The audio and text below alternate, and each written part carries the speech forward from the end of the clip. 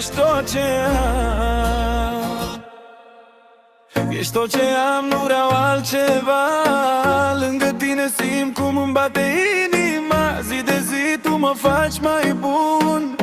Nimeni nu-i ca tine, îți spun. Când ești lângă mine totul-i clar. Fără tine viața n-are amar. Tu îmi dai lumină în nopții reci. Cu tine simt că pot să merg pe veci. Și dacă lumea ar cădea, eu tot pe tine te-aș alege. Inima mea nu te poate uita. Tu ești dragostea mea adevărată. Ești tot ce am, nu vreau altceva.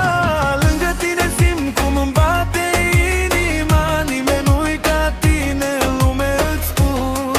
Tu mă faci să fiu mai bun. Ești soare în zilele mele grele. Tu îmi alini toate nopțile mele. Fără tine nu știu cine sunt. Tu ești aerul meu pe pământ.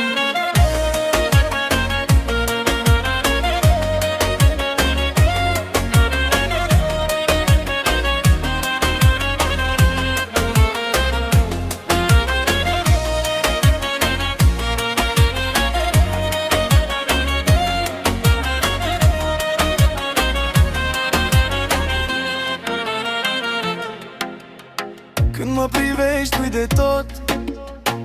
Parcă timpul stă pe loc.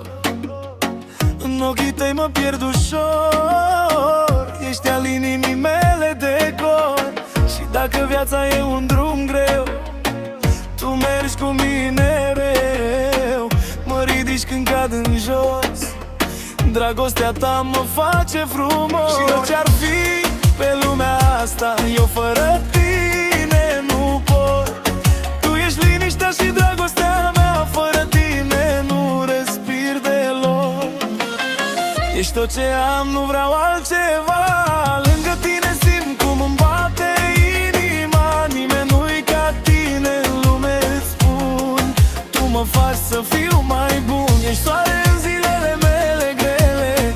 Tu îmi alini toate nopțile mele. Fără tine nu știu cine sunt. Tu ești aerul meu pe pământ.